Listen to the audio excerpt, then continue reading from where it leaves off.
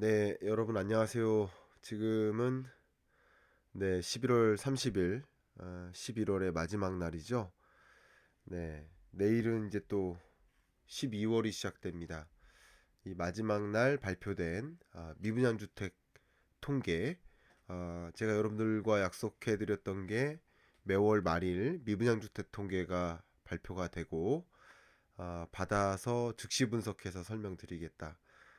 지금 이 시간 아침 새벽 6시입니다.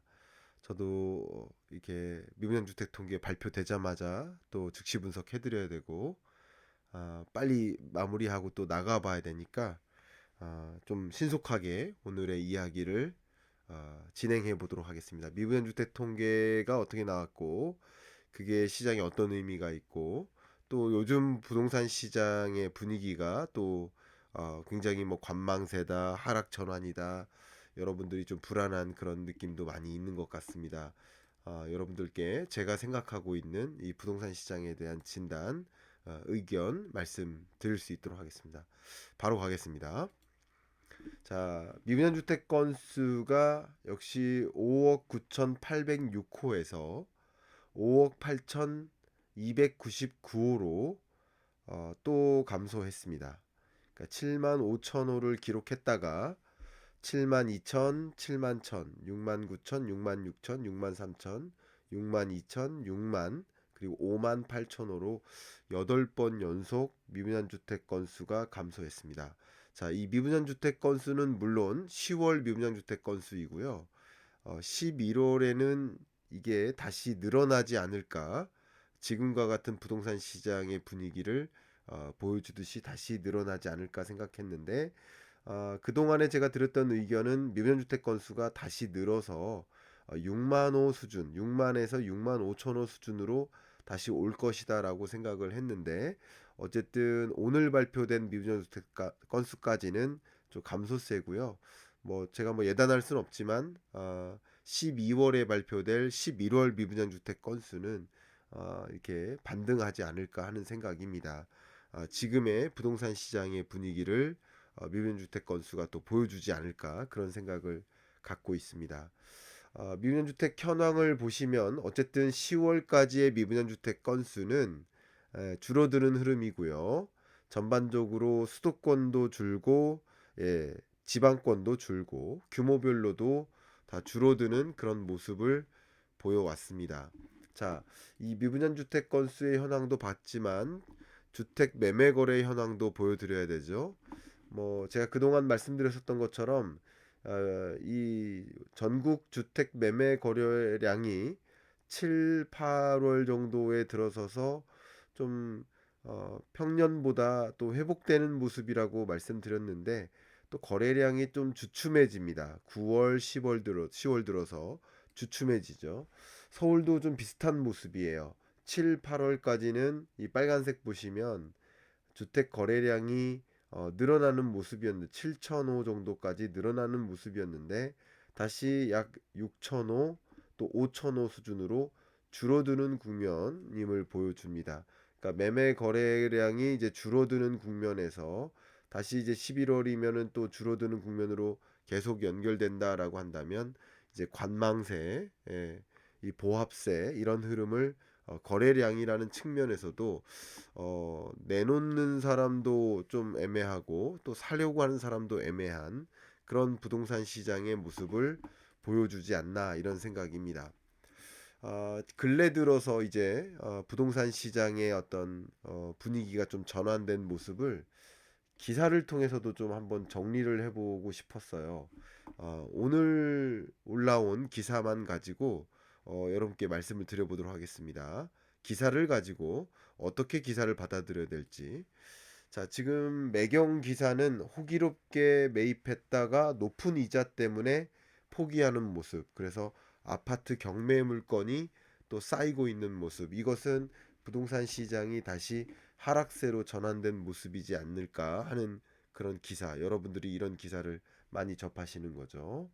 그다음 국민일보 기사인데요. 안 사요. 수도권 아파트 억대 하락 거래가 속출한다. 그러니까 상승세가 마감되고 다시 하락 전환하는 것 아니냐, 이런 종류의 기사들도 쏟아지면서 또 상승을 기대하셨던 분들 입장에서는 좀 불안한 마음을 가지실 수도 있고, 하락을 좀 희망했던 분들 입장에서는 그래 다시 하락세로 전환됐어 하는 마음도 가지실 수 있을 거라고 생각이 됩니다. 아직 너무 비싸다. 그래서 안 산다. 수도권 아파트 억대 하락 거래가 속출한다. 뭐 이런 기사도 많이 나오고요.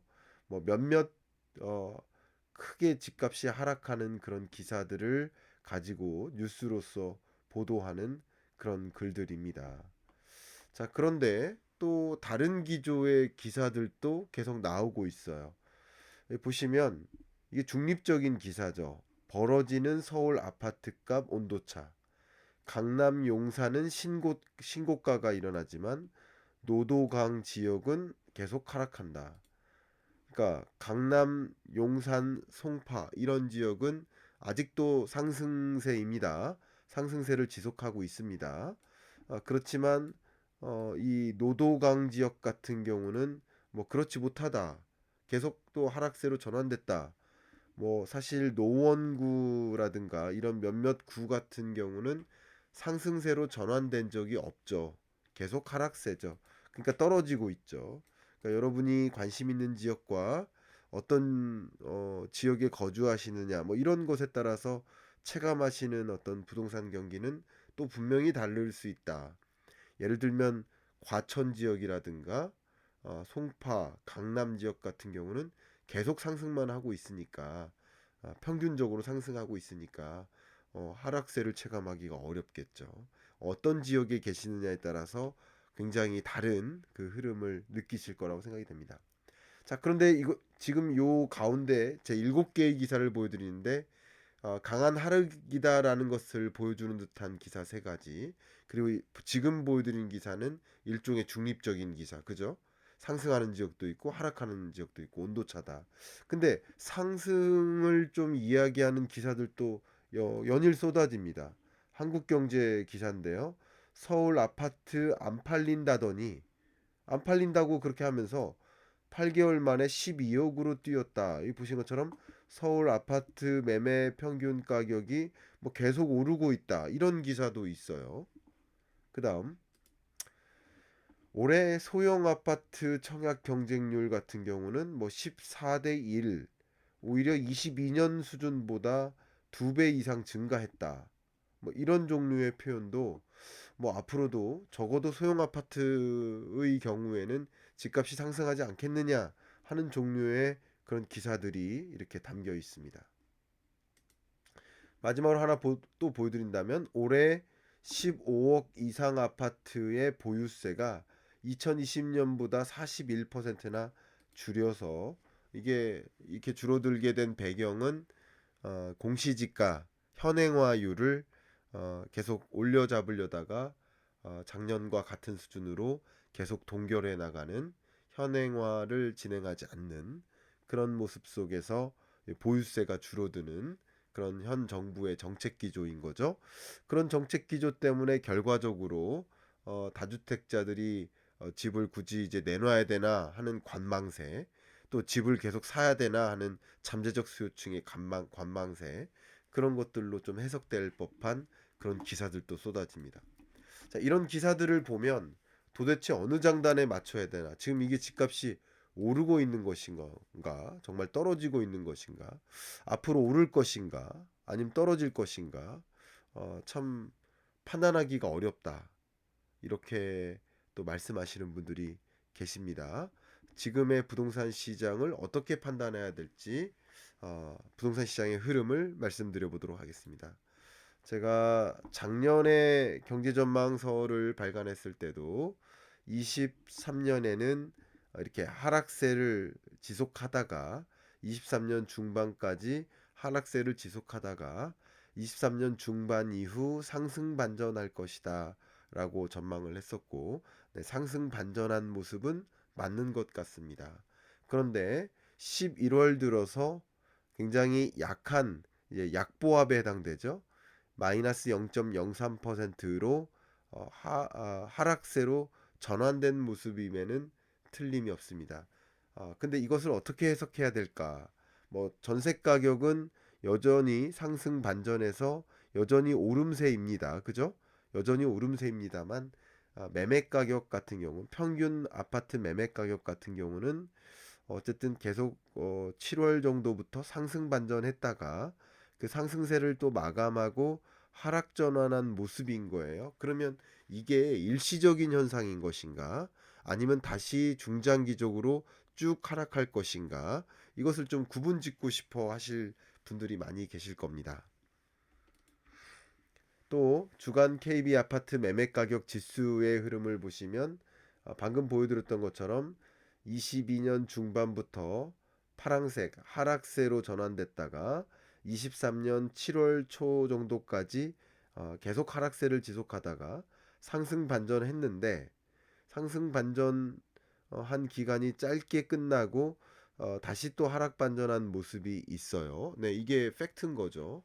여러 기사들이 쏟아지지만 저는 계속 말씀드릴 때 시장은 어떤 특정 지역, 특정 아파트를 논하는 게 아니라 전국 평균 아파트 매매 가격을 기준으로 시장의 흐름을 판단하시는 것이 좋겠다. 이런 말씀을 드렸는데 그런데 또 한국부동산원의 통계를 보면 종합주택 매매가격 변동률의 흐름을 보시면 어쨌든 월간 단위로 봤을 때 7월 정도를 기점으로 상승 전환했는데 상승 전환한 이후 그 상승세를 여전히 유지하고 있다라는 그 강한 상승세가 다소 약한 상승세로 전환됐다라는 표현은 있지만 어쨌든 상승하는 흐름 0 이상에 있으니까 변동률이 플러스니까 상승세를 지속하고 있다라는 또 역시 분석입니다. 그런데 가격으로 보시면 이런 것 같아요. 22년 11월이 어쩌면 전고점에 해당되고요. 평균 아파트 매매 가격이 4억 8천 3천 뭐 이렇게 되겠죠. 4억 8천 4억 8천만 원 정도. 거기서 이제 22년 내내 쭉 떨어지다가 강하게 떨어지다가 23년 대략 한 6, 7월 정도를 기점으로 가격이 완만한 상승 반전을 시작한 모습. 아까는 등락률로 본 거고 지금 보여드리는 그래프는 가격을 보여드리는 그래프예요. 그러니까 이런 모습이다라고 보시면 좋아요. 근데 이게 지금 11월 들어서 하락 반전한다라고 했는데 제가 드리는 의견은 어쨌든 가격을 기준으로 봤을 때 23년 중반 6, 7월 정도가 바닥이고 5월, 6월, 7월 정도가 바닥이고 그리고 상승 흐름을 보이다가 다시 하락세로 전환되더라도 이 기존 바닥 그러니까 23년 5월 4억 4천만 원이라는 이 바닥을 하회할 만큼 하락하지는 않을 것이다. 그러면 그러니까 저의 의견은 하락 반전하지만 하락 반전세가 길게 가진 않을 것이다라는 생각을 개인적으로 갖고 있습니다. 그건 왜 그런지 조금 이따 말씀드릴게요. 일단은 전반적인 부동산 시장의 흐름을 먼저 말씀드리고 그리고 최근 들어서 주간 단위로 아파트 매매 가격이 강하게 상승한 지역을 보면 강원도, 충북, 경상도, 대전, 세종 있는데 뭐 과천시 같은 경우 또 맨 위에 있기도 합니다. 그리고 또 하락세를 강하게 가져가는 지역들이 전남이나 광주 같은 지역이에요. 자, 이렇게 전체적인 시장 흐름을 가늠하시고 주간 아파트 평균 가격으로 보면 어쨌든 앞에 말씀드렸던 23년 5월 정도가 바닥이고 완만한 회복세가 진전되지만 최근 들어서는 뭐 이게 주춤하는 모습, 상승세가 주춤한 모습 이렇게 볼 수 있겠습니다. 그러면은 지금 가격의 흐름을 뭘로 판단할까 이런 것들을 좀 궁금해 하시는 분들이 계실 겁니다. 자, 어쨌든 이런 것이 시장의 흐름이고요. 그 시장의 흐름이 있게 만든 것, 그것은 분명 수급 상황이 다소 바뀌어서다라고 볼 수 있겠습니다. 그걸 한번 말씀드릴게요.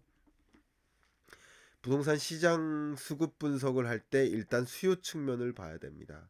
그러니까 우리나라 전체 가구가 향후 부동산 가격이, 향후 집값이 올라갈 거야, 아니면 떨어질 거야, 이런 생각이 있으시잖아요. 그런 생각들의 총합을 좀 모아봤더니 주택가격 전망 CSI가 어쩌면 근래 들어 정점을 찍고 좀 한번 떨어졌다가 또 한번 크게 떨어지는 모습이에요. 물론 이 주택가격 전망 CSI가 100을 밑돌진 않고 있기 때문에 어쨌든 이 지점도 어떻게 해석할 수 있냐면 23년 11월의 집값보다는 24년 11월의 집값이 더 올라가 있을 거야 라고 생각하는 경향인데, 그 믿음이 지금은 반반인 거예요. 거의 보합에 가까운 수준으로 전망을 하시는 거예요. 그러니까 강하게 상승할 거라고 믿는 이런 흐름 속에서는 어, 이 하락세가 상승세로 전환되거나 좀 조금은 강한 상승세로 이어지거나 할 텐데, 어쨌든 수요 측면에서 최근에 금리가 올라가면서 이 수요 측면이 꺾인 겁니다. 어쨌든 이 꺾이면서 이것이 결과적으로 이 수요세를 좀 주춤하게 만들고, 뭐 그 밖에도 뭐 특례 보금자리 이론의 영향이라든가 그 밖에 여러 가지 수요 측면을 부정적으로 자극하는 요인들이 발생하면서 어쨌든 지금 최근에 집값 하락세의 전환, 하락세로의 전환이 있었던 것이다라고 해석하고 있습니다. 제가 지금 말씀드리는 것이 일시적인 것인가 아닌가, 이게 굉장히 중요하다. 근데 제가 그동안 계속 꾸준히 강조했던 것처럼 역시 수요를 결정짓는 굉장히 중요한 변수는 바로 금리다. 근데 이렇게 파랑색처럼 이게 가계의 금리 수준 전망이에요. 금리 수준이 계속 떨어질 거야라고 생각했던, 그러니까 금리 수준이 가장 높았던 지점 아마도 22년 10월, 11월, 12월 요 정도입니다. 이때는 금리 수준이 정말 높다라고 인식하다가 앞으로는 금리 수준이 쭉쭉 떨어질 거라고 이렇게 생각할 때, 이때 주택가격 전망에 대한 그 마음이 좀 상당히 빠른 속도로 반등하는 거죠. 이렇게. 그러다가 이제 금리 수준이 다시 올라갈 거야. 왜냐하면 23년 10월, 11월 들어서 특히 미국의 10년물 국채 금리가 급등하면서 그게 전체 시장 금리를 좌지우지하는 하나의 가이드라인으로 작용한다라는 말씀, 10년물 국채 금리가 급등하게 된 배경을 제가 자주 분석해서 설명드렸었죠. 그런 것들이 결과적으로 이 시장에 영향을 주는 거예요. 특히 이렇게 금리가 10월, 11월 들어서 다시 전고점을 향해서 가게 된 여러 가지 배경에는 중동 전쟁, 이스라엘 하마스 전쟁, 그것으로 인해서 국제 유가 불안, 고물가가 더 장기화될 거라는 불안, 그런 불안은 또 결과적으로 고금리가 장기화될 거야. 그죠? higher for longer라는 단어가 굉장히 크게 유행했죠. 고금리 장기화. 이것을 좀 관측하고 그런 것을 보면서 실제 시중금리가 치솟았던 거예요. 그런 것들을 보면서 또 많이 공포감을 느끼고 수요세로 연결될 수가 없게 만든 그 흐름인 거죠. 그렇기 때문에 지금부터 드리는 이야기는 이 고금리 장기화라는 그 전제가, 아까 10년물 국채 금리가 치솟았다가 다시 하락 전환되는 그런 흐름을 저는 전망을 하고 있고, 지금 현재 그런 모습들이 나타나고 있고, 그렇기 때문에 지금 최근 들어서 주택가격 전망 CSI가 100을 향해서 꺾였거나 또 매수세가 좀 많이 주춤해졌거나 하는 모습들이 일시적인 현상이라고 생각을 하고 있는 겁니다. 그래서 23년 중반 들어서 상승 반전했고, 24년 주택가격 전망에 대해서 말씀드릴 때 24년에는 상승할 것이다 라고 의견을 드렸는데, 뭐 정확한 말씀으로는 상승할 것이라기보다는 강보합에 가까운 흐름인데, 강보합도 상승이냐 하락이냐 명확하게 말씀드리려면 상승이 맞는 거죠. 뭐 강한 상승은 있을 여건이 아니다라고 말씀을 여러 차례 드렸죠. 그렇지만 강한 상승은 아닐지라도 강보합에 가까운 상승의 흐름은 24년에 나타날 것이다 라고 말씀을 드렸는데, 왜 그런지를 지금부터 말씀드려 보겠습니다. 어쨌든 지금 일어나고 있는 시중금리의 상승은 일시적인 거예요. 오늘 한 10시쯤에 한국은행의 금통위 결과가 발표되겠죠. 역시 그때 제가 시간적인 짬을 내서, 그 시간에 제가 KBS에 가 있을 텐데 짬을 내서 한국은행의 금통위 결과를 즉시 분석해 드리겠습니다만, 동결할 겁니다. 7연속 동결이에요. 그러니까 한국은행의 기준금리는 이미 23년 초반 첫 번째 있었던 금통위 때, 그때 금리 인상이 마지막 금리 인상이었던 거예요. 그리고는 금리 인상을 이제 안 해요. 그리고 24년에는 금리를 인하할 일이 남아 있는 거예요. 그러니까 시중금리는 사실 올라갈 이유가, 기준금리 때문에 올라갈 이유는 없었던 거예요. 그죠?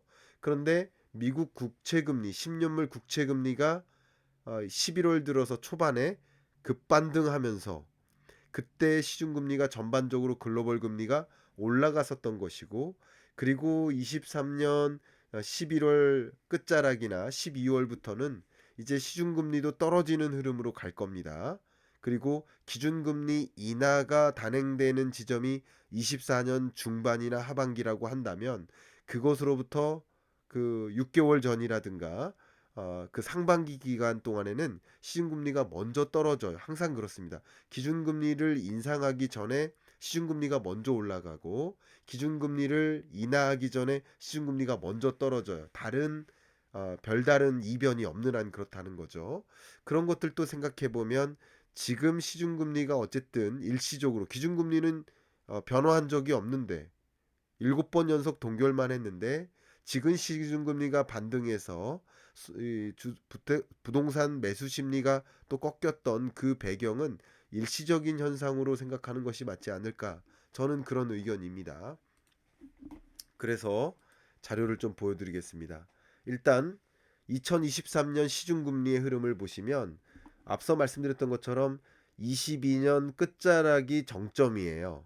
그리고 떨어졌다가, 제가 항상 말씀드렸는데 시중금리가 다시 이 정점을 갱신하진 않을 것이다, 이렇게 말씀드렸는데, 네, 이 코픽스의 흐름을 보면 23년 10월 말 11월 초에 4.01%라는 정점을, 신저점이죠. 신정점을 다시 기록하고 지지부진하게 흘러가다가 3.96으로 떨어집니다. 그래서 오 구간의 이동평균선을 그려보면, 네, 정점 찍고 이제 떨어지는 흐름일 겁니다. 그래서 3.44보다도 단기 코픽스가 떨어질 겁니다. 단기 코픽스는 결과적으로 향후 시중금리가 어떻게 결정될까라는 것을 보여주는 선행지표격이고, 은행의 조달금리를 보여줘요. 그러니까 조달금리가 올라갔었던 거예요. 그래서 은행의 예금 대출금리를 보시면, 예금은행의 대출금리가 말씀드렸던 것처럼 22년 10월에 주택담보대출금리의 정점을 찍고 떨어지다가 다시 상승하는 흐름, 이게 또 공포감을 준 거죠. 가계대출 금리도 정점을 22년 12월에 찍었다가 쭉 떨어졌는데 다시 올라가는 흐름이죠. 이 값은 11월 정도까지는 올라갈 거라고 생각합니다. 그러나 11월 이후에는 다시 떨어질 것으로 보고 있습니다. 왜 그러냐면 바로 기준금리의 이동인 거예요. 그 근거를 지금부터 말씀드리겠습니다. 24년에 시중금리를 전망해야 될 텐데, 이제 국채금리가 다시 상승할 이유는 별로 없다. 왜냐하면 국채 발행량이 줄어들고 국채 매수세가 또 다시 강해졌기 때문이다. 중국과 일본을 중심으로. 국채금리가 다시 올라갈 일은 없으니, 기준금리가 이동하지 않는 한, 변화하지 않는 한, 다른 시중금리를 급등시킬 만한 요인은 현재로서는 사라졌다고 판단할 필요가 있어요. 그러면 시중금리를 전망할 때 뭐를 봐야 돼요? 기준금리를 봐야 돼요. 근데 세계 81개 중앙은행들의 기준금리 인상, 하이크죠. 하이크가 인상 횟수예요. 그리고 커트, 이것은 인하 건수예요. 근데 강하게 인상하던 시대에서 인상 건수가 줄어들죠. 그리고 23년 10월부터는 커트, 금리 인하 건수가 금리 인상 건수보다 많아집니다. 역전되죠. 이게 뭐라는 거예요? 글로벌 중앙은행의 통화정책 기조가 강한 긴축에서 약한 긴축으로, 그러니까 완화는 아니지만 완화의 흐름으로 점차 진입하는 그런 변곡점에 놓여 있다라고 표현을 하고 있는 거예요. 이거 굉장히 중요한 거죠. 자, 이렇게 기준금리 인상 스탠스가 정해졌고, 역시 어젯밤에 OECD 경제전망 보고서가 발간됐죠. 그리고 그 보고서 내용을 제가 즉시 분석해서 이미 어제 7시에 즉시 분석해서 보여드렸죠. 그리고 오늘 11월 30일 어, 저녁 밤이죠. 10시 반에 미국 PCE 물가 지표가 발표되는데 OECD 보고서를 더 심층 분석해 드릴 생각입니다. 근데 여기서 이야기하기를 미국의 기준금리도 24년 연중이면 인하를 시작한다. 그리고 여기 보시면 한국도, 한국 여기 있죠. 24년 연중에 기준금리 인하를 단행한다 라고 OECD가 전망했습니다. 그러니까 기준금리 인하, 미국과 한국의 기준금리 인하가 시작되는 그 지점, 그 지점을 앞두고 시장에서는 시중금리가 먼저 떨어지고 주식시장 같은 경우는 금리 인하에 대한 기대감, 지금 같은 경우죠. 금리 인하에 대한 기대감이 집중되면서 실제 주가가 반등하는 흐름이 나타나고 우리나라도 마찬가지라고 볼 수 있겠죠. 부동산도 투자화된 시장이기 때문에 그런 경향이 좀 나타납니다. 그래서 이런 것들을 바탕으로 했을 때 지금 일어나고 있는 부동산 시장의 모습은 11월, 12월에 나타나는 모습은 뭐 약보합에 가까운 조정 국면은 있을 수 있고 관망세라고 해석을 해볼 수 있겠어요. 사야 될지 팔아야 될지 잘 모르겠다는 구간, 눈치 작전하는 구간이죠. 그런데 24년에는 금리가 어쨌든 떨어지면서 시중금리가 떨어지면서 그리고 기준금리를 말 그대로 전격 인하하는 조치를 단행하면서 시장에 다시 유동성이 에, 이동할 것이다. 부동산 시장으로 이동할 것이다. 그렇게 보고 있습니다. 자, 그러면 이제 24년 시중금리 전망을 해야겠죠. 국민은행, 카카오뱅크 가장 대표적인 우리 금융기관이죠. 근데 다른 금융기관들도 마찬가지입니다만 11월 9일자의 주택담보대출 최저금리 수준이 4.2%였다면 11월 23일 3.86%로 떨어뜨리고요. 카카오뱅크도 마찬가지. 그러니까 이게 결과적으로 11월 9일자, 11월 1, 2주차 이때가 시중금리의 정점이었던 거예요. 그때가 정확히 미국 국채 금리가 11월 초에 급격히 치솟았을 때예요. 이스라엘 하마스 전쟁으로 물가가 치솟고 또 국채 투자로 뭐 집중되거나 아니면 국채 발행량을 늘리거나 또 미국 셧다운 우려가 또 점증되거나 이런 일들이 복합적으로 작용하면서 미국 국채 금리가 10년물 국채 금리가 치솟았고 그게 전체적인 글로벌 금융시장의 시중금리를 자극한 거예요.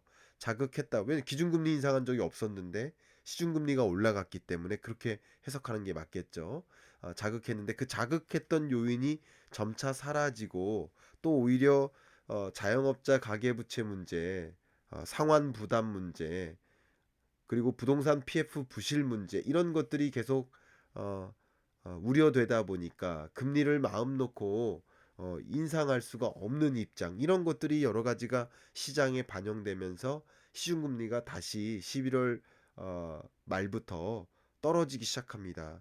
그리고 12월에도 역시 금리가 떨어질 것으로 저는 관측을 하는데 그러면 11, 12월 정도는 어쩌면 관망세를 갖고 있다가 뚜렷하게 집값이 반등하는 흐름이 나타나는 그런 것들을 좀 지켜보면서 다시 상승 반전할 것이다. 이렇게 저는 의견을 드립니다.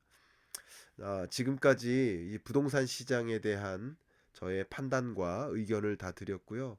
24년 경제 전망서에서도 24년 부동산 시장, 아파트 매매 가격이 어떤 식으로 움직일 것인가 제 의견을 그대로 드렸는데요. 이 책에서 24년 전망을 말씀드리면서 특히 아, 비대칭화 이 부분을 굉장히 많이 강조해 드렸죠. 그런 부분들을 명확히 판단하시고 들여다보는데 참조가 되시길 바라겠고요. 또 부동산 시장에 있어서는 공지 하나 해드리면 이렇습니다. 12월 6일 날 이광수 대표님하고 저녁 7시에 어, 그 라이브로 100분 토론 할 예정입니다. 그리고 또 한 가지 공지를 알려드리면 김영익 교수님과 홍 잠깐만요. 제가 날짜를 언제로 배치했는지 어, 22일이군요. 자, 다시 12월 22일 아까 말씀드린 김영익 교수님, 홍춘욱 박사님 두 분과 셋이서 12월 22일 날 저녁 5시에 또 라이브 100분 토론을 할 텐데 24년 경제 대전망 이 주제로 또 100분 토론을 할 겁니다. 네, 그 부분도 역시 관심 가져주시고 어, 뭐 끝으로 하나 또 알려드린다면 12월 16일 날 교보문고에서 주최하는 보라쇼가 있습니다. 이걸 나중에 한번 공지를 해드리겠습니다만 오프라인에서 직접 소통하고 즉문즉답하고 싶으시다 하시는 분이 계시다면 이날 오셔서 제 의견도 직접 들어봐 주시길 바라겠습니다. 이상으로 촬영 마무리하겠고요. 어, 여러분 하루 즐겁게 시작하시고요. 부동산 시장에 대한 좀 합리적인 판단, 의사결정 하시는데 오늘 제가 드린 의견을 참조해 주시길 바라고요. 뭐 제 의견이 무조건 맞다, 100% 틀릴 수 없다, 뭐 이런 주장은 아닙니다만 이런 여러 가지 부동산 시장을 판단하는 근거들을 바탕으로 또 하락을 판단하시는 분들이 계시다면 그 근거들을 균형점을 좀 찾아서 왜 상승한다고 하는 건지 왜 하락한다고 하는 건지 그런 근거들을 잘 조합하셔서 여러분이 가장 최적의 합리적인 의사결정을 내리실 수 있도록 도움이 됐기를 좀 바라는 마음 그런 마음 담아서 마무리하겠습니다. 하루 즐겁게 보내시고 오늘 저녁 라이브 방송에서 또 뵙도록 하겠습니다. 감사합니다.